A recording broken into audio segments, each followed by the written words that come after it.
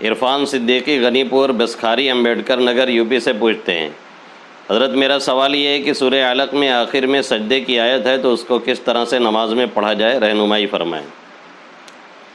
میرے خیال سے آپ یہ پوچھنا چاہتے ہیں کہ وہاں پہ آیت پوری ہو رہی ہے اور سجدہ بھی ہے، تو اب ہم کیا کریں؟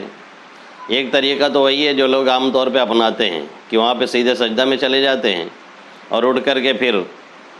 انا انزلنا پڑھ لیتے ہیں سورہ قدر، پھر جا کر کے رکوع سجدہ کرتے ہیں۔ اور دوسرا طریقہ یہ ہے کہ آپ وہیں پر رکوع میں چلے جائیں اور رکوع میں سجدہ کی نیت کر لیں، آیت سجدہ پڑھ کر کے رکوع میں چلے جائیں اور سجدہ کی نیت کر لیں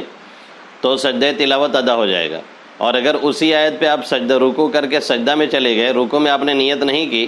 تب بھی وہ سجدہ میں سجدہ تلاوت ادا ہو جائے گا بغیر نیت کیے ہوئے بھی۔